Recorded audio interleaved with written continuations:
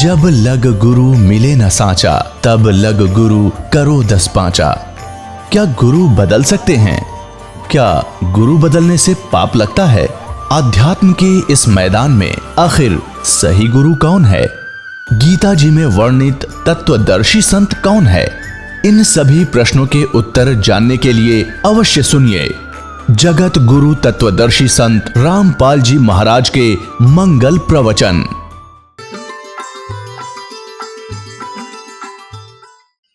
पुण्यात्माओं, कई भक्त उपदेश ले लेते हैं क्योंकि हमारे भक्त जो पहले दुखी थे आज इतने सुखी हो गए हैं इस झूठे सुख को प्राप्त करके। पहले ये झूठा सुख भी नहीं था, उनको हर तरह से सुविधा परमात्मा ने दे रखी है, जो 4 वर्ष 5 वर्ष 6 वर्ष से 10 वर्ष से लगे हुए, तो वो अन्य अपने रिलेटिव्स को या कोई और मित्र सखी सहेलियों को, उन सबको यही चेष्टा करते हैं समझाने की कि आप वहां चलो, नाम ले लो, सत्संग सुनो। तो जो ठीक हैं, जिनकी बैटरी पूर्व जन्म की अभी चार्जड है, उनके सुख हैं, वो तो बात सुनते नहीं, वो तो टाल जाते हैं, फिर देखेंगे, अभी टाइम नहीं, फिर देखेंगे। अब फिर क्या देखेंगे? फिर तो कुम्हार देखेगा जब गधे बन जावांगे।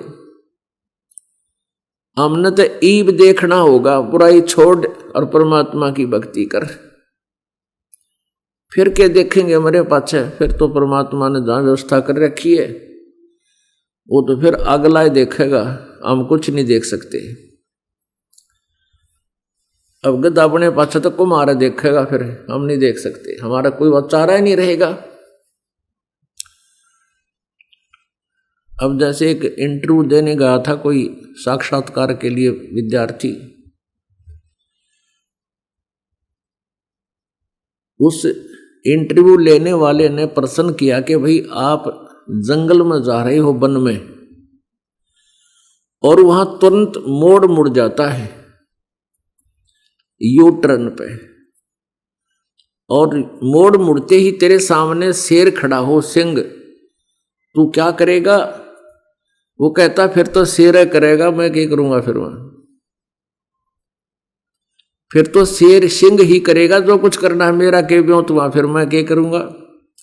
तो ऐसे ही गधा बनने के बाद तो कुम्हार करेगा, फिर वो देखेगा, हम क्या देखेंगे? फिर हमने तो अब देखना है, अगर कुछ देखा जाता है तो हमारे भक्त उनको लाते हैं जो कति कंडम हो रहे हैं कि ना देवता न सुनी उनकी, ना कोई जंतर मंत्र काम कर रहा, डॉक्टर तो भी फेल हो लिए। फिर हमारे भक्त उनको गारंटी देकर जाते हैं कि आप चलो, तो आप बिल्कुल ठीक हो जाओगे। अब यहां आने वाले व्यक्ति को हम उपदेश देने से पहले बहुत बार हमारे भक्त भी समझाते हैं और साथ में एक फॉर्म देते हैं जिसके बैक में सारे नियम लिखे हुए होते हैं। उस समय तो वो स्वीकृति दे देता है कि हाँ ठीक है, जैसे कहोगे ऐसे कर लूंगा, क्योंकि उस पर आपत्ति घनी आई हुई है। और नाम लेने के बाद फिर वो मर्यादा ठीक से निभाता नहीं, कोई ना कोई गड़बड़ कर ही जाता है। एक यहां पर आया था, उसके दोनों गुर्दे खराब हो रहे थे, डॉक्टरों ने जवाब दे दिया था, 10 कदम चल नहीं सका था, और उसने कोई ये चाम के जूतों की दुकान बना रखी थी। उसको बताया गया था कि ये चाम के जूतों की नहीं रखना, अगर आपने जूते ही रखने हैं तो चाम के नहीं रखना,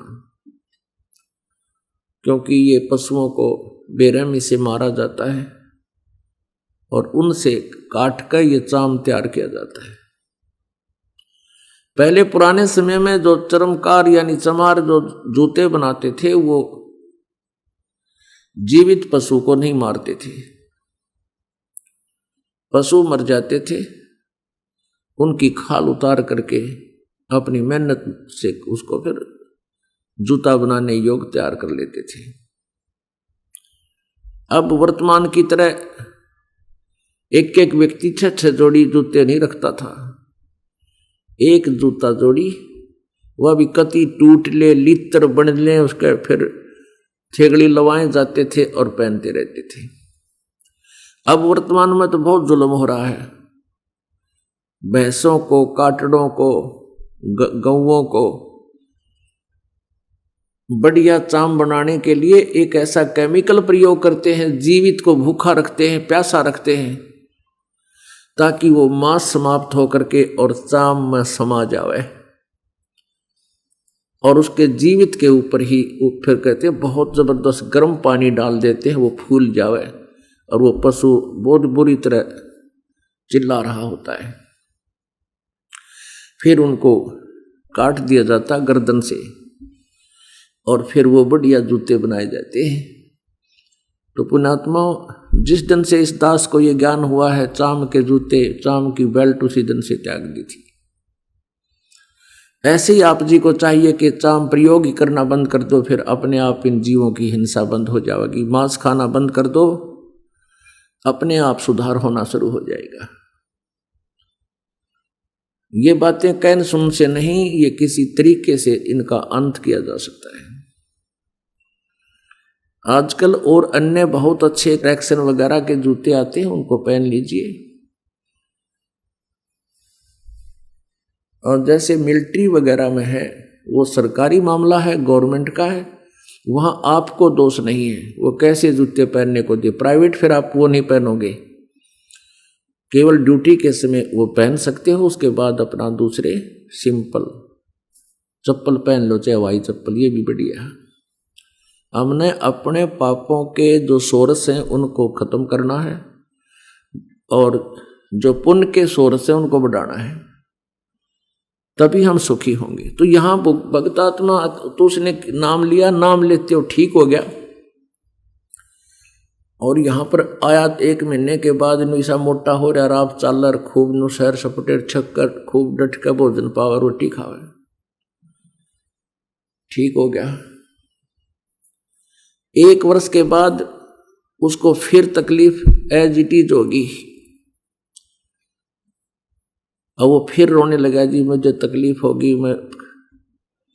मैंने कहा भी क्या बात होगी, भगवान बदला नहीं, परमात्मा वही, ये दास वही। अब जिसने ठीक किया था आज कैसे बीमार हो सकता है? कोई कारण बना होगा, कोई गलती की होगी तूने। ना जी, कोई गलती नहीं करी, रोज भक्ति करता हूं, मंत्र भी करता हूं, जोत जलाऊं हूं, पाठ भी करा दिया। अब हम असमंजस में पड़ जाते हैं, लेकिन पता तो होता है, इस दास को इतना अनुभव है कि ऐसा नहीं हो सकता कि बगैर नियम तोड़े कोई आपत्ति फिर आ जाए। फिर बगैर पूरा क्लियर हुए बिना दास भी ज्यादा दबाव नहीं देता, कह देता अच्छा भाई कोई बात नहीं, फिर सुनेगा भगवान।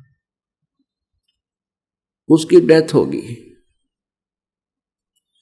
फिर उनके साथी जो और वहां नाम लिया था जिन्होंने, जिनको और अच्छा दृढ़ विश्वास हो गया था और उसकी क्रिया से वो परिचित थे कि ये जानबूझ कर मरा है, उसने वो जूतों की दुकान पर चाम के जूते बेचने बंद नहीं किए थे। और भी एक आध जो बताए उनके साथियों ने कि उसने मर्यादा को भी तोड़ दिया था, क्योंकि सुखी हो गया, परमात्मा ने सुन ली। जब तो हृदय से रोए था और सुख होते ये परमात्मा से कोसों दूर हो जाता है। तो पुण्यात्मा, आपका यहां आने का उद्देश्य केवल संकट निवारण करना ही ना हो।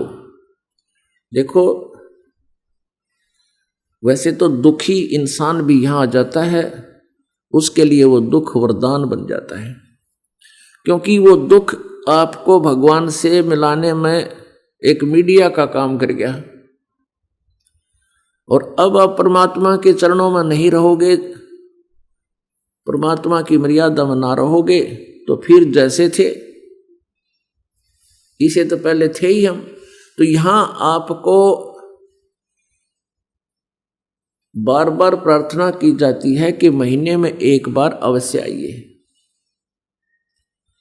दूर देश के हैं वो 2 महीने में आ जा, और ज्यादा दूर के हैं 3 महीने में आ जाए। लेकिन आप विचार कीजिए कि एक डॉक्टर 10 दिन की दवाई देता है और 500 रुपये लेट लेता है, फिर 1 हफ्ते की देता है, फिर जाते हो, फिर देता है, फिर जाते हो, माने ये 2 साल तक चक्कर कटाएं और जाना पड़े आपको। और यहां आने में आनाकानी करते हैं, पैसा नहीं जी, ऐसा एकाध करता, वैसे सभी नहीं करते। तो पुण्यात्माओं, परमात्मा पैसा भी देगा आपको, धन भी देगा, सुख भी देगा, आपकी आयु भी बढ़ा देगा। तो ऐसे आप जी यहाँ बार बार आओगे, परमात्मा के विधान से परिचित हो जाओगे, आप यहाँ उपस्थित उन पुण्यात्माओं से मिलोगे जिनके सब संकट दूर होंगे, तब आपको विश्वास दृढ़ होगा। और परमात्मा का विधान है कि धीरे धीरे रे मना, धीरे सब कुछ हो, माली सींचे 100 घड़ा और समय आए फल हो। परमात्मा कहते हैं कि प्रत्येक चीज धीरे धीरे लाभ होता है। जैसे एक आम के पेड़ को बीजता है माली और उसमें सैकड़ों घड़े पानी की सिंचाई करता है, और फिर लगभग 4-5, पहले तो 8-8 वर्ष में जाकर के आम फल देने लगते थे। और जब वो आम का पेड़ सिंचाई ठीक करने से पेड़ बन जाता है, फिर फलों से लदपद हो जाता है और इतने फल लगते हैं, स्वयं भी खा ले, रिश्तेदारों को भी खिला दे, अपने मित्र प्यारों को भी खिला दे, तो भी वो आम समाप्त नहीं होती। तो पुण्यात्माओं, ये भक्ति रूपी आम का पेड़ अब आप जी को मिला है, आपको पौधा मिला है, बीज मिला है यथार्थ। पहले तो आम के स्थान पर आप जी ने बबूल बीज रखा था, आन उपासना रूपी बबूल कीकर, जो गलत नाम थे, शास्त्र विरुद्ध साधना थी, शास्त्र के विपरीत जो मंत्र आप जाप करते थे, आप बबूल बीज के पूजा कर रहे थे, सिंचाई कर रहे थे। अब आप जी को यथार्थ मंत्र यानी आम का पेड़, आम का बीज मिल गया। अब इसकी सिंचाई शुरू करोगे और धीरे धीरे समय आने पर देखना, कुछ वर्ष के बाद आपका याद भी ना रहेंगे, हम कभी दुखी भी हुए थे। लेकिन कुछ पुण्यात्मा 1 महीने 2 महीने में कुछ तो राहत उनको मिल जाती है। 2 कारण होते हैं। एक तो पुण्यात्माओं, रोग यानी संस्कार कमजोर थोड़े हों, वो जल्दी रिकवर हो जाता है। जैसे एक तो रोगी दीर्घ रोग ना हो और एक का दीर्घ रोग हो, तो जो दीर्घ रोग नहीं है और वो भी बीमार है, चला नहीं जा रहा, तो उसको ट्रीटमेंट करते ही राहत मिल जाती है। और जो दीर्घ रोगी होता है उसको डॉक्टर हॉस्पिटल में भर्ती भी कर लेता है, आईसीयू में भी रख लेता है, लेकिन उपचार करके छोड़ दिया करे और उसको और भी समय लग सकता है स्वस्थ होने में। तो इस प्रकार हमने थोड़ा सा धैर्य रखना पड़ेगा इस परमेश्वर के चरणों में आने के उपरांत। यहां ऐसे भी प्रमाण हैं कि नाम लेते ही तुरंत ठीक हो गए, ऐसे भी प्रमाण है कि कोई 2 महीने 3 महीने के बाद स्वस्थ हो गया, हर तरह से राहत प्रारंभ होगी। कुछ ऐसे भी हैं जो 1 वर्ष तक भी लग रहे हैं और कहते हैं जी अभी पूरा लाभ तो नहीं हुआ, तो उनमें कोई ना कोई त्रुटि है। परमात्मा कहते हैं साहिब के दरबार में कमी काहे की ना, अनसा मौज नहीं पावता तेरी चूक चाकरी बा। बाहर कनेक्शन एक ही लाइन से, मेन लाइन एक ही है बिजली विद्युत की, और दूसरों के घरों में सब पंखे भी चल रहे हैं उसी लाइन से कनेक्शन प्राप्त करके। और ट्यूब भी जग रही है, सब कार्य हो रहे हैं, यानी लाइट उपलब्ध है, बिजली उपलब्ध है, और आपके यहां उसी से कनेक्शन है और आपके यहां वो कार्य नहीं कर रही है, तो आपका कनेक्शन लूज है या कनेक्शन कट चुका है, या फिर आप जिस वस्तु पर प्रयोग कर रहे हैं विद्युत को वो डिफेक्टिव है, वो चेक करनी चाहिए। तो इसी प्रकार पुण्यात्मा यहां कई आते हैं, वो महादुखी होते हैं, बहुत से ढेर सारे आपदाएं गिनवाते हैं, तो पुण्यात्माओं कुछ राहत तो उनको आशीर्वाद से ही मिल जाती है। फिर भी उसको राहत कम मिलती है तो मंत्र दिए जाते हैं, जाप कीजिए, उनसे भी कुछ राहत कम मिल रही है तो उनको एक विशेष हिदायत दी जाती है कि आप ज्योति के लिए व्यवस्था कीजिए, यानी 500 यज्ञ करने के लिए उनको सलाह दी जाती है जो ग्लूकोज का काम करती है। तो इनसे सब ट्रीटमेंट प्रारंभ हो जाता है, तो कुछ दिन के बाद आप बिल्कुल ठीक हो जाओगे। अब कुछ भक्त आत्मा कहते हैं जी छोटा मोटा कोई ना कोई समस्या बनी ही रहती है। पुण्यात्मा हम काल के लोक में रह रहे हैं, यहां दुख के अतिरिक्त कुछ भी आपके पल्ले नहीं आ सकता। आपको सुख परमात्मा ही दे सकता है। आप जी ने किसी जन्म जन्मांतर में परमेश्वर कबीर जी के साथ रह करके उनकी शरण में कोई साधना की थी, और वो साधना जो अच्छी कर गए लेकिन पार हुए नहीं, वो फिर काल के जाल में रह गए। तो उन्हीं के पुण्यों को ये काल भगवान बर्बाद कराने के लिए राजा बना देता है, अच्छा आईपीएस आईएएस बना देता है, बहुत बड़ा सेठ फैक्ट्री मालिक बना देता है, या बड़ा किसान बना देता है, कोई दुकानदार बना देता है, उसी के पुण्य को उसको दे रहा है। अब अपने पूर्व जन्म के पुण्यों को अब चाहे खा या खराब कर, और वो सारे जैसे कई देखे हैं डाके भी मारे और चोरी भी करें, हत्या भी कर दें, और वो कति ठीक ठाक, नो प्रॉब्लम, ना शरीर में गड़बड़ उनका, और खूब पैसा इकट्ठा कर ले, तो वो पिछले जन्म के पुण्य हैं। तब जब तक वह चलेंगे इतने, चाहे वो कितने कुकर्म करे, गुट्टी भी लानता हो, हुक्का भी पीता हो, और भी सारे दुराचार करता हो, और फिर भी वो स्वस्थ नजर आ रहा है, वो ठीक नजर आ रहा है, तो पिछले पुण्य उसके जब तक साथ हैं, वो बैटरी चार्ज है, तब तक नो प्रॉब्लम। और जब वो बैटरी पिछली डिस्चार्ज होगी, फिर देखना प्रॉब्लम पर प्रॉब्लम, यानी दुख पर दुख आएंगे।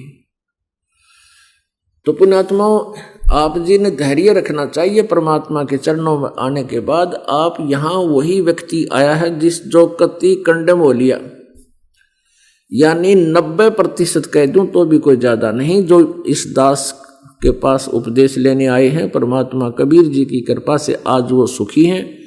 यहाँ 90% वो प्राणी है जो कति कंडम हो लिए थे, जिनकी आस नहीं रही थी कि जीव भी गा, इस परिवार का भी, पूरे परिवार ने भी यहां तक सोच लिया था कि आत्महत्या करेंगे। आज उनकी फैक्ट्री लगी हुई है, किस कारण से? कि बीमारी के कारण और दारिद्र्य के कारण है। और आज परमात्मा की शरण में वो पड़े रहे, आज चारों तरफ से सुख कर दिया। लेकिन धीरे धीरे रे मना धीरे सब कुछ हो, माली सींचे सोगड़ा समय आए फलो। अब एकाध भक्त कहता जी मन पाठ भी करा लिया, जोत भी चढ़ा दी, और पूर्ण रूप से आराम होया नहीं। कुछ कहते हैं जी वो काम तो ठीक हो गया मेरा, और आपत्ति आ गई, एक्सीडेंट हो गया, टांग टूट गई। तो वो कहता है जी बताओ, हमने तो सारा कुछ कर लिया फिर भी आपदाएं आ रही है। पुण्यात्माओं, एक एक व्यक्ति को बार बार ये प्रश्न का उत्तर संभव नहीं। सत्संग के माध्यम से आप सुना करो, सीडी ले जाया करो, थोड़ा बहुत समय निकाल लिया करो, अपना घर पर सुने, सारे परिवार ने बैठा ले।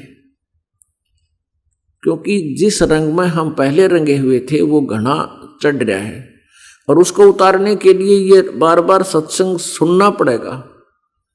वो फिर हट जाएगा और मन में जो कुछ ये इस तरह की भावना आती है, हीन भावना आती है, वो ठीक हो जाएगी। अब जैसे कहते हैं जी छोटी मोटा कोई दुख बना ही रहता है, ये गॉड गिवन है, कबीर परमात्मा का दिया हुआ है। कबीर परमेश्वर जी कहते हैं कि सुख के माथे पत्थर पड़ो, सिला पड़ो जिसते नाम हृदय ते जाए, और बलिहारी उस दुख के जो पल पल नाम रटावे। परमात्मा हमें याद दिलाते हैं कि भगवान से ऐसा सुख ना मांगियो जिसते भूल पड़ा भगवान की। परमेश्वर हमें याद दिलाते हैं कि तुम ऐसी मांग रखना भगवान के समक्ष कि आग लगाई से सुख का जिसते भगवान का नाम छूट जाए, और बलिहारी उस दुख का जो पल पल नाम रटावे। हे परमात्मा, ऐसा सुख भी ना देना जिससे आपकी भूल पड़े, हमना नहीं चाहिए वो सुख, और ऐसा दुख दिए रखना दाता तेरी भूल ना पड़े। तो ये दुख वरदान है यहाँ आपके लिए, और सुख आपका शत्रु है।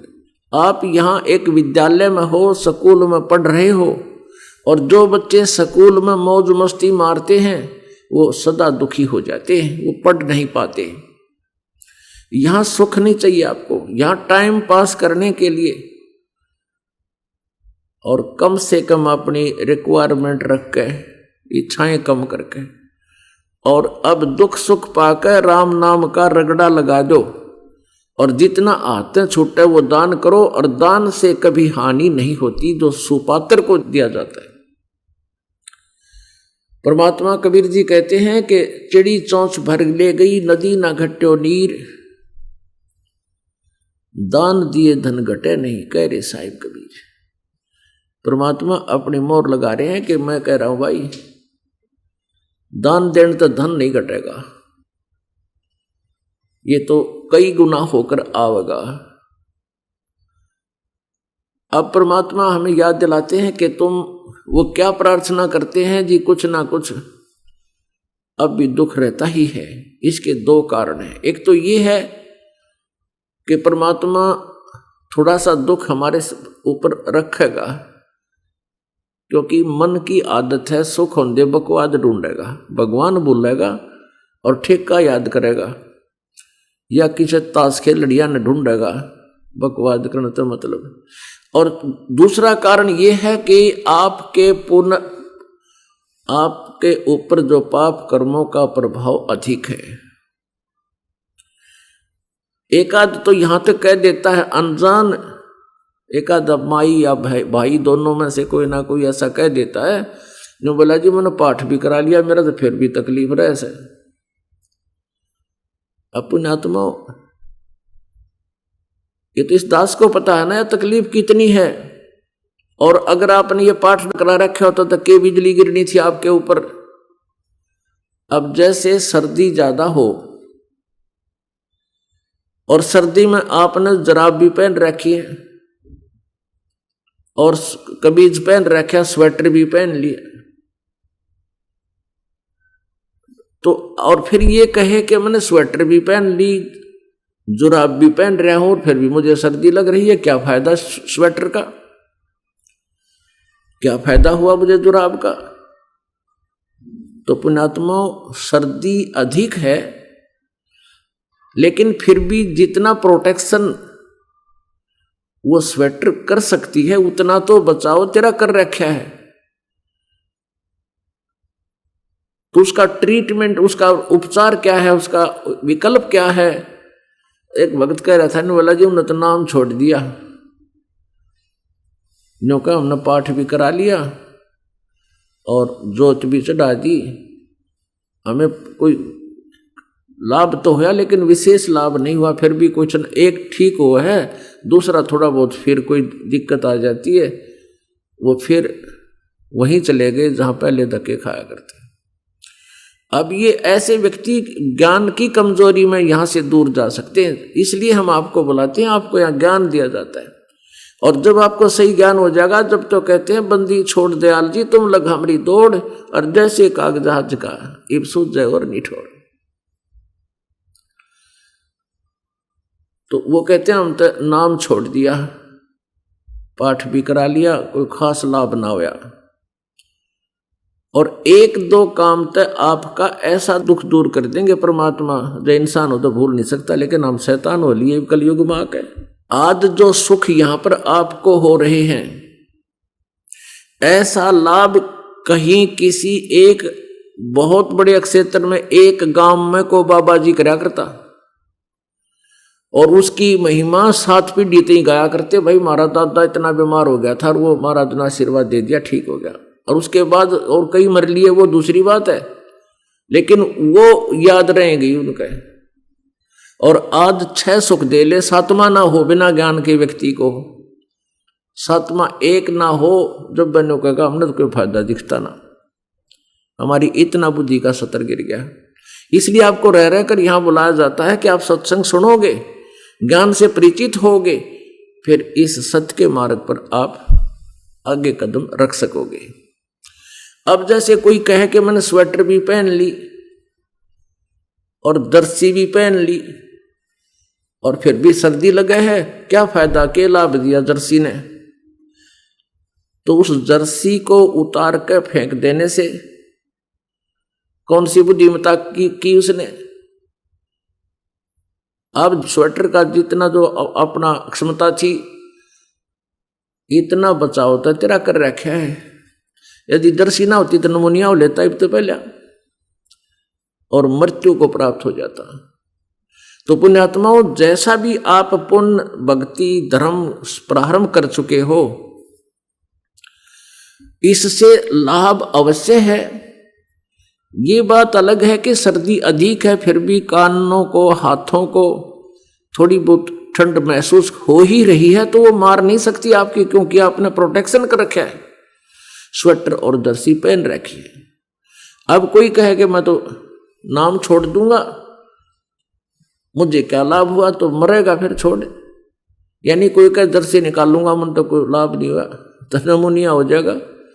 उसका क्या इलाज है कि फिर कंबल ओढ़ ले, यानी पुण्य से जितने से लाभ ना हो रहा तो और बढ़ाइए। तो इस प्रकार इस ज्ञान को समझकर इस परमात्मा के मार्ग को आपने अपनाना है, इस पर चलना है। अपने आत्माओं, परमात्मा हमें याद दिलाते हैं, जैसे मोती ओस का ऐसी तेरी आवे, गरीब दास कर बंदगी बहुर न ऐसा दावे। आप जी का जीवन ऐसा है जैसे सुबह ओस गिरी हो घास पे, और वो जल एक स्थान पर एकत्रित होकर उन पत्तों पर घास पर लटक रहा होता है, चमक रहा होता है सूर्य के प्रकाश में, जैसे मोती चमका करते हैं। परमात्मा कहते हैं फिर 1 घंटे 2 घंटे के बाद उनका नामो निशान नहीं मिलता, सूख जाता है सूर्य की रोशनी से, सूर्य की गर्मी से। कहते हैं तेरा जीवन ऐसा है जैसे मोती ओस का ऐसी तेरी आव, और गरीब दास कर बंदगी बहुर नहीं ऐसा दाव। क्या बताना चाहते हैं कि जैसे आपके घर का कोई सदस्य मृत्यु को प्राप्त हो गया, वो उसी रूप में उसी शरीर में फिर तुम्हारे घर पर नहीं आ सका, अन्य रूप में आ जा, लेकिन वो रिक्वायरमेंट वो पूरी नहीं कर सकता जो वहां अक्षति हो चुकी है। परमात्मा कहते आगे गए ना बावड़े रहते भी सब जा, और बिन साहेब की बंदगी की ठोर ठिकाना ना। कबीर साहब कहते हैं कि जिन हर जैसा सुमरिया ताको तैसा लाभ, उससा प्यास न भाग ही जब लग दसे नहीं आब।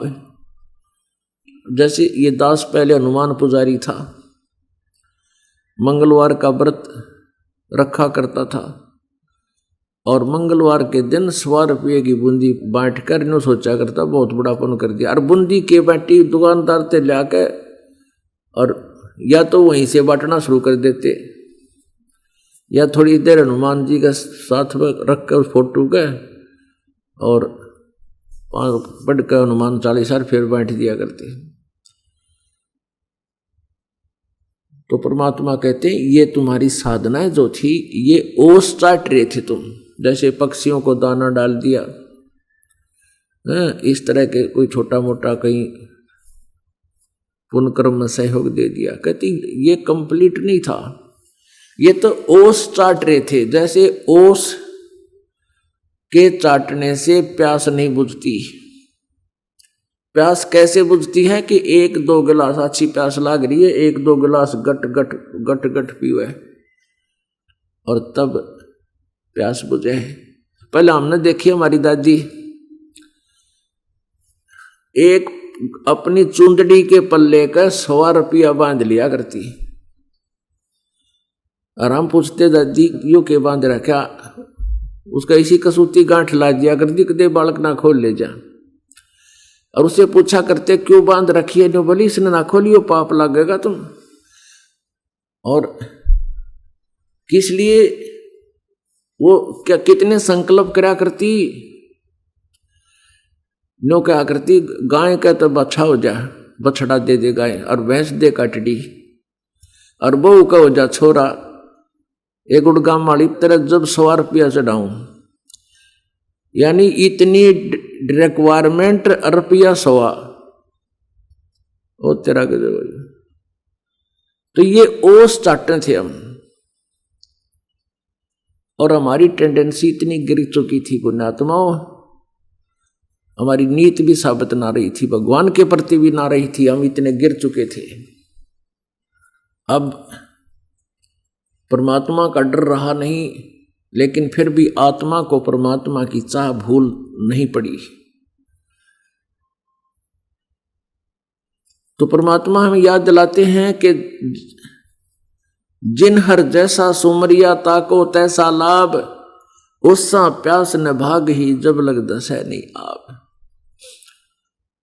अपनात्मा जैसे इस दास का जन्म इसी क्षेत्र में था, हमारे ऐसे परिवारों में था कि वो सपने में भी राम का नाम याद नहीं रखा करते। कदे सपने में भी मुंह पर हमने राम का नाम नहीं सुना। हमारे माता पिता दादा दादी चाचा ताऊ ये बेचारे अपने खेती करा करते थे, वो नेक आदमी थे, किसी का बुरा नहीं करा, सपने में भी नहीं सोचा। अपना मजदूर की तरह धंधा करा, किसान का काम करते थे और अपना करके खान में इनकी दृढ़ता थी, निश्चय था। वो तो बात अच्छी है, लेकिन भक्ति नहीं थी, ये बहुत खराब काम था।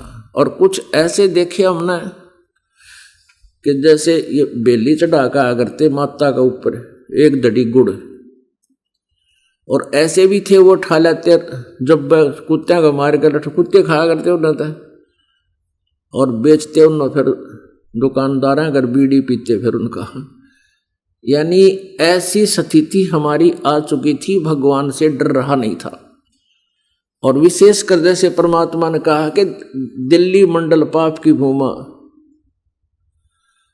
और धरती नाल जगाऊं सूमा। अब ये दिल्ली मंडल में जन्म था इस दास का। ये पुराना रोहतक जिला जो था ये केंद्र शासित था पहले से। अंग्रेजों के समय में रोहतक जिला, पुराना रोहतक जिला, अब तो उसमें 3-4 जिले बन गए, और पूरी दिल्ली, तो ये केंद्र शासित था। यानी केंद्र का जो राजा बनता था उसका सीधा उससे संबंध रहता था। और दिल्ली मंडल पाप की भूमा। अब हमारे तो ऐसी स्थिति थी जैसे दास ने बताई हमारी दादी जी की, और अपने के 100 रुपये का प्रसाद बांटा करते और उसमें बड़ी खुशी मना लिया करते थे। तो उस अक्षेत्र में इस भक्ति का प्रवेश करना कोई बालकों का खेल नहीं, परमात्मा कबीर जी की रजा हुई। रोहतक जिले से ही ये भक्ति का बीज पौधा प्रारंभ हुआ और उसके बाद फिर अन्य पुण्यात्माओं तक भी ये सत संदेश पहुंचा। तो एक भक्त कह रहा था, ने बोला जी आप जी ने जिस क्षेत्र से ये भक्ति प्रारंभ की है, क्योंकि पहले ऐसा था कि 10 रुपये दान करनी आदमी को ढूंढा पाओ था। जब इस दास ने स्टार्ट की 2 रुपये चढ़ाया करते नो, मोड़ माड़ कर दर जाया करते थे। जब नौकरी करते करते छुट्टी के दिनों में, जैसे सैटरडे संडे की छुट्टी होती तो पाठ करते थे हम 3 दिन का। तो शुक्र को चले जाते थे, शनिवार एतवार को भोग लगाते थे। और हम किराया नहीं लेते थे किसी से, अपने किराए से सभी जाते थे, क्योंकि हमें पता था कि ये लोग तो 100 रुपये में 4 डिमांड करनी है, और जब ना हुआ तो ये फिर बढ़न भी ना देंगे हमने। तो हम अपनी तरफ से ही किराया भाड़ा, माइक, स्पीकर, सारा साजबाज लेके जाते। उनके वहाँ 3 दिन खाना अवश्य खाते थे, इसलिए कि इनको पुण्य मिलेगा इसका। और वो पाठ करते थे। तो आज वही अक्षेत्र के लोग आज लाखों दान कर रहे हैं, वो जो 100 रुपये में 3 डिमांड करनी थे। और एक भगत कह रहा था जी, युग अक्षेत्र तो ऐसा है, ऐसा भगत है कि एक बार एक आदमी की भैंस खूगी, दूध आली, लागड़ भैंस गुम होगी और पिता पुत्र भैंस ढूंढने चल पड़े। सबसे पहले गए भगवान शिव जी के मंदिर में। पिताजी ने कहा कि शिव जी बोले, यदि मेरी भैंस पागी तो आप 1 थन का दूध, जब तक भैंस हमारा दूध देवेगी आपका चढ़ाया करूंगा। 1 थन में जितना दूध सुबह शाम का होगा सारा आपके यहाँ समर्पित किया करूंगा, मेरी भैंस मिल जाए। दूसरे मंदिर में गया विष्णु जी के में 1 थन का वहां संकल्प कर दिया। तीसरे में गया हनुमान जी के, वहां 1 थन का वहां संकल्प कर दिया। चौथा माता के में गया, वहां 1 थन का वहां संकल्प कर दिया और ऐसा ही कह दिया। अब वो लड़का बोला, पिताजी फिर भैंस का क्या करांगे, दूध तो देवता पीवेंगे, चलो अपन घर न चले। पिताजी कहने लगा, बेटा एक बार भैंस पाल दे, इनका जी जानेगा जिसे न दूध पियाऊंगा। तो ऐसे थे हम, भगवान से भी 2 नंबर में बात करा करते। आगे एक बार बन जा बात, फिर देखा किसा दूध चढ़ावांगे इनका। तो पुण्यात्माओं, आज हम वही हैं जो पहले ऐसे थे। कहते हैं पहले परमात्मा हमें धन देता है, हमारी 100 प्रकार के आपदाओं को दूर करता है। सबसे पहले हम कहते हैं बीड़ी शराब मांस तंबाकू आप जी बिल्कुल नहीं छुओगे, ना फिल्म आदि देखोगे। शराब जो पिया करते थे उन्होंने शराब त्याग दी, बीड़ी पीते थे उन्होंने बीड़ी त्याग दी, सिगरेट त्याग दी। एक आधा भक्त अब बताया करता था हमारे को, जी मैं 2-2 बंडल पी जाता था। आजकल तो मेरे ख्याल में वो 10 रुपये का आता होगा वो बंडल। और पुण्यात्माओं, 1 बंडल 2 बंडल इंसान शराब बीड़ी पीता है, वो कितना तो प्रदूषण पैदा करे। और धन की हानि, वो बीड़ी छोड़ दी। यानी 10 रुपये का बंडल या 5 रुपये का, 6 रुपये का, जैसा भी होगा, तो वो हानि ही है। और वो हानि खत्म हुई, वो पैसे बच गए। फिर जैसे बीमारियां होती थी, बीमारी परमात्मा नहीं होने देता।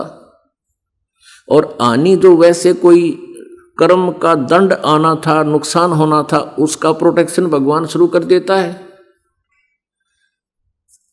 जैसे एक बीमार हो गया भक्त और कति सीरियस बीमार हो गया, उसने बीमार होते ही परमात्मा की जोत संकल्प करी। डॉक्टर के यहां गया तो कहते 2 घंटे में छुट्टी मिल गई।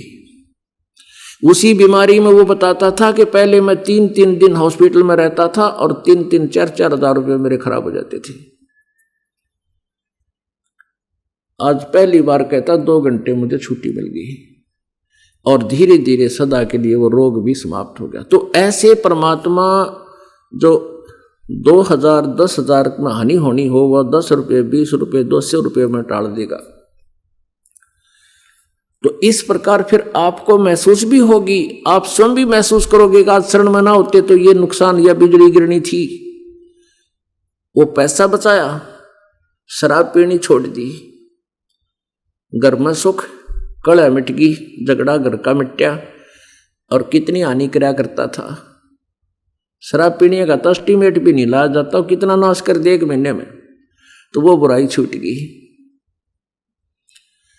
अब वो पैसा बचा, फिर परमात्मा प्रेरणा करता है कि आज जब मालिक की शरण में नहीं होता तो आज यहाँ इतनी हानि होनी थी और आज ये थोड़े से में सुख हो गया मैं। तो फिर प्रेरणा करता है कि पाठ तो करा ही दूं। अब कबीर परमात्मा के विषय में दादू साहिब कहते हैं, करे करावे साइया, मन में लहर उठा और दादू सदर जीव के वो आप बगल हो जा। कि परमात्मा पहले तो आपको धन दे, अपनी प्यारी आत्मा को का उत्थान करने के लिए, उद्धार करने के लिए, नीत ऊंची करने के लिए, नीत साबित करने के लिए पहले तो उसकी 100 सुख दे और उसको दिखा कर दे कि आज अगर मेरी शरण ना होता तुझे ये हो जाना था। फिर अंदर में प्रेरणा दे, बेटा दान करे, ये बाढ़ में भी तो जाना था, डॉक्टर ले हो या कोई चोर ले जाओ या कोई भैंस मर जाए एक मनमाने 50,000 की, और यहाँ 10 रुपये अपने दान पर लाऊं। तो पहले तो धन दे और फिर परमात्मा प्रेरणा दे। अब सारा कुछ वही कर रहा आपके लिए, जीव नहीं कर सकता। जीव तो जीव का जीव है, जब मालिक का हाथ हट जाए 1 नया पैसा भी ना छूटे और 100 आपदाएं सहन कर लेगा। तो इस प्रकार इस परमात्मा के चरणों में आने के बाद आपको हर तरह से राहत मिलेगी। और जो वास्तविक हमारा उद्देश्य है, जन्म और मृत्यु के इस भयंकर रोग को नाश करने का, वो तो अलग है। और ये सुख तो आपको रूंगे में देवांगे, रूंगे में। ये जो सुख आपने कितना भी ना मिले, सब जगह जा लिए, झाड़े लुआ लिए, सब कुछ तंत्र मंत्र कर लिए, देवी देवता पूज के देख लिए, ये संसारिक भौतिक सुख भी आपको नहीं मिल सके क्योंकि आपके प्रारब्ध में नहीं थे।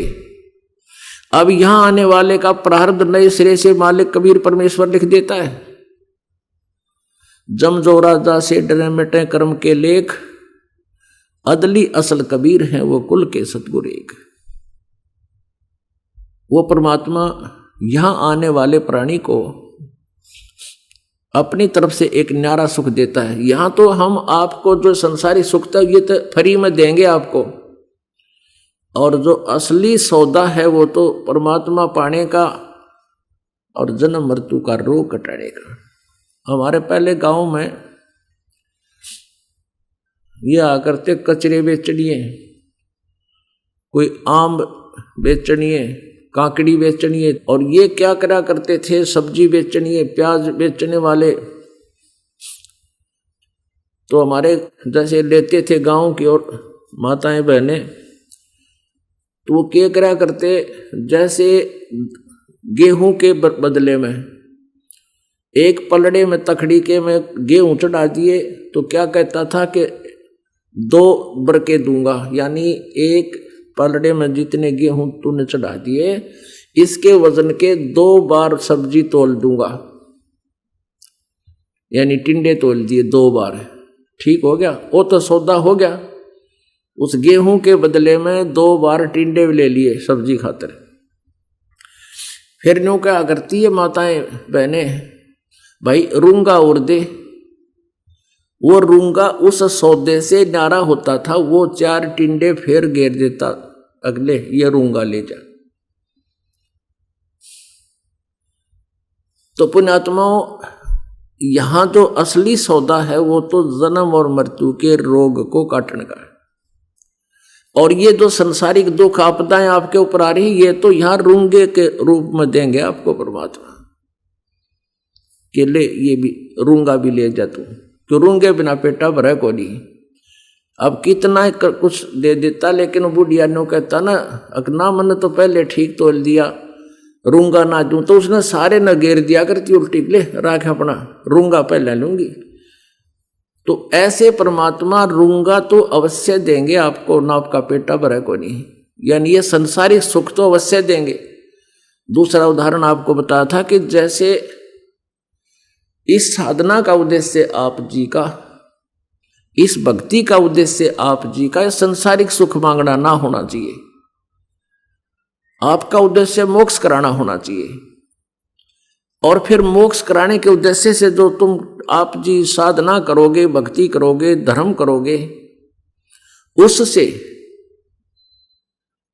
आपको संसारिक सुख तो बिना मांगे मिलेंगे। जैसे किसान का उद्देश्य गेहूं बीजना, केवल भूस प्राप्त करना नहीं होता, उसका उद्देश्य होता है कि कणक या गेहूं मिले, मेरा परिवार भी जो है ना भूखा ना रहे, और कुछ बच जाए तो बेच ब्याच कर मैं अपना घर का कार्य भी चलाऊं। लेकिन उसके साथ भूस तो अपने आप बन जाता है। गेहूं बीजने वाले का उद्देश्य भूस तैयार करना नहीं होता, उसका उद्देश्य होता है कि कणक को गेहूं मिले मुझे, मेरे बच्चे भी सुखी हों, भूखे ना रहे, मैं भी भूखा ना रहूं। और उसके साथ उद्देश्य से सब क्रियाएं करता है, उसमें सिंचाई भी करता है, खाद भी डालता है, रखवाली भी करता है, और काट कर निकाल कर फिर वो घर लाता है। यानी तूड़ा यानी पशुओं का चारा तो वो वैसे ही बन जाता है। तो इस प्रकार परमात्मा कहते हैं बिन इच्छा जो देत है सोए दान कहावे, और फल बाचे नीतास का फिर अमरापुर जावे। अब इस प्रकार हम साधना करेंगे, परमात्मा को पाने का उद्देश्य रख के अपना कल्याण कराने के उद्देश्य से, क्योंकि ये ग्लूकोज भी साथ आवश्यक होंगी, यानी 500 यज्ञ आपने करवानी पड़ेंगी। आप बहुत युगों से या काल के जाल में फंसे हुए हो, दीर्घ रोगी हो गए हो, पुण्य बिल्कुल अक्षीण हो चुके हैं आपके। अब जैसे सतयुग त्रेता द्वापर में तीनों युगों में प्राणी के पुण्य साथ रहे, और वो अपने पुण्यों के आधार से सुखी रहता था, और साधनाएं भी शास्त्र अनुकूल करता था, और फिर भी घर में सुख, शरीर में सुख, परिवार सारा ठीक है। तो वो ये सोच लेते थे कि हम जो साधनाएं कर रहे हैं इन्हीं से हमें लाभ हो रहा है। जैसे पहले ये दास हनुमान पुजारी था, और बाबा श्याम जी का भी पुजारी था, श्री कृष्ण मेरा इष्ट था, विष्णु जी की के ऊपर एक विशेष आसक्ता थी, भगवान शंकर भी पैरल यानी आदरणीय थे। इस तरह हम पूजाएं ढेर सारी कराया करते थे, और घर में सुख होता था। जैसे विद्यार्थी को तो पास हो जाए उस समय शुक्र बनाया कर, सारे देवता के गुण गाया करता, भलाओ हनुमान का, भलाओ बाबा श्याम जी का, और भलाओ भगवान श्री कृष्ण का, शंकर भगवान का, पास करा दिए। फिर संतानों उत्पत्ति की इच्छा होती थी, लड़का हो जा, लड़का हो गया तो बाबा श्याम जी की जय हो, हनुमान जी की जय हो, इन्होंने लड़का दे दिया। अब पता चला कि ये तो कुछ देने के को ना, ये तो हमारा जितना प्रारब्ध है उसी को एज इट इज दे सकते हैं। यदि हमारे भाग्य में नहीं होता ये परिवर्तन नहीं कर सकते थे किसी भी प्रकार का, और सब सुख थे, कोई आपत्ति नहीं आई थी, बालक की दया थी, को पिछली बैटरी अच्छी चार्ज हो रही थी, और साधनाएं जो करते थे उनसे ये सब सुख हो रहे थे। इन्होंने सोचा थे बाबा श्याम जी ने मौज मचा दी, बजरंग बली ने मौज कर दी। अब पता चला कि इनके 70 का तो काम में कोई ना, इनके लेवल का नहीं ये सुख, या कोई दुख देना है सुख देना। अब परमात्मा जो प्रसंग यहां से शुरू हुआ था उस पर अब हम आ रहे हैं दोबारा, कि वो परमेश्वर इतना दयालु है, हमें यहां आकर के फिर संभालता है, हमें प्रेरित करता है कि मूर्खों तुम फिर मुझे याद कर लो, फिर तुम फिर से ये साधना शुरू कर दो, तुम्हें यहां भी सुख दूंगा, सतलोक ले चलूंगा जहां तुम्हें कोई कष्ट नाम की चीज नहीं। उससे पहले ये काल हमारे साथ ही साथ जुल्म कर देता है, कि हमें गलत ज्ञान पर इतना ठोक देता है, इतना आधारित कर देता है कि परमात्मा को पहचानना भी बहुत कठिन हो जाता है। पुण्यात्माओं, जिस समय हम इस काल के साथ यहां आ गए और जब हम वहां से आए तो हमारे पुण्य हमारे साथ बहुत थे, हम पुण्यों के से लदपद थे, हमारे संस्कारों की कोई गिनती नहीं, इतने पुण्य हमारे साथ थे। तो इसने हमारे को पहले तो ऊपर स्वर्ग लोक में रखा और जिसके भी पुण्य अक्षीण होते गए उसको पृथ्वी पर पटकता गया और फिर यहां गधे कुत्ते सुअर बनाता गया। एक साहूकार सेठ की बेटी एक निकम्मे से व्यक्ति के साथ भागगी और गरते गणाए धन लेगी। अब वो तलफंडर था, उस बच्ची के धन से ही अपने सारी मौज करे, दारू पीवे, बकवाद करे। वो जब क्षीण हो गया, खत्म हो गया और उसने छोड़ के भाग गया, वह अंडे धक्के खाती फिर। तो ऐसे ये ब्लैक मेलर है ये काल। जब हम परमात्मा से विमुख होकर आए, इसके साथ भाग के आए, हम गणाए धन लाए थे और वो धन इसने हमारा लुटवा दिया। फिर हमें गधेर कुत्ते सूअर बनाकर यहाँ दुख देना शुरू किया। इसलिए दुख देना शुरू किया कि वो जिसने मुझे वहां से निकाला है वो दुख पावेगा, उसकी आत्माओं की ब्रान माटी होगी, वो रोएगा बैठ के वहां पर। इस काल ने वहां बड़ा जुल्म किया था, जिसके कारण परमात्मा ने इसको 21 ब्रह्मांड समेत वहां से 16 शंख को उसकी दूरी पर भेज दिया था। इस प्रतिशोध में ये काल हमें इतना कष्ट दे रहा है। किसी का बेटा मरो चाहे बेटी मरो, इसने कोई दया धर्म नहीं। यहाँ पर मकान के मकान गिर जाते हैं, 10-10, 20-20 आदमी इकट्ठी बिल्डिंगों में मर जाते हैं। एक बार 26 जनवरी सन 2000 को एक भूकंप आया था गुजरात में और वो महल 3-3, 4-4 मंजिल की कोठियां, 5-5 मंजिल की कोठियां थी और वो सारी की सारी एक सेकंड के अंदर सब विनाश को प्राप्त हुई। और उन मकानों को बनाने में जिन्हें 2-2 पीढ़ी लागी थी, उन्हीं में दब कर मर गए। पूरा परिवार के परिवार नाश हो गए, पूरा क्षेत्र में लाखों लोग मार दिए। तो इसका दया नहीं, क्योंकि हम इसके बालक नहीं हैं, हम कबीर परमात्मा के बच्चे हैं। जब हम सतयुग में तो सुखी रहे, फिर आगे जब हमारे लास्ट से में सतयुग के लास्ट में भी कष्ट आने शुरू हो गए, यहाँ पृथ्वी पर पटक दिए, गद्दे सूर बनाने शुरू कर दिए, तब हम रोने लगे, हे भगवान, हे परमात्मा हमारी रक्षा करो। अब इसने भगवान भी बुला दिया, हमारे इंजेक्शन लगवा दिए 3, रजगुण सतगुण तमगुण, रजगुण ब्रह्मा से, सतगुण विष्णु से, तमगुण शिव जी से। हम यहीं की वस्तुओं में नशे में जैसे इन्हीं की इच्छा में हमारी बुद्धि सीमित कर दी।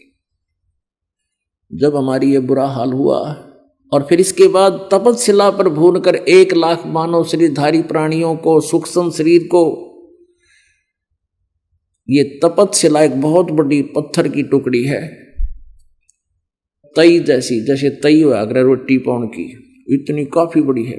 और उसके ऊपर 1 लाख मानव शरीरधारी प्राणी जो स्थूल शरीर छोड़कर सूक्ष्म शरीर में होते हैं, उनको वहां भून कर खाता है। और वहां का जो कष्ट है वो अवर्णनीय है। वहां ये जीव बुरी तरह चिल्लाते हैं, बहुत बुरी तरह, वहां आत्मा से रोते हैं ये। उनकी तपस्या पर उन प्राणियों को जलते हुए, दुख पाते हुए देखकर परमात्मा के दिल में दया आई कि मैं नीचे जाता हूं और इन नालाकों को बताऊंगा, तुम ये भक्ति कर लो, तुम काल के जाल से छूट जाओगे। जब हम यहां आए तो प्रथम सतयुग में परमात्मा वहां तपस्शिला पर आकर खड़े हो गए, जहां 1 लाख मानव शरीरधारी प्राणियों को ये भून रहा होता है। इसने एक समय फिक्स कर रखा है, इतने समय में ये सभी प्राणी वहां तपस्शिला पर उनको जलाकर भून कर उनमें से मल निकाल लेता है और जीव को वहां से भेज देता है और उस गंध को फिर ये खाता है। जीव मरता नहीं, लेकिन पीड़ा इतनी होती है, तौबा बोल जाता है।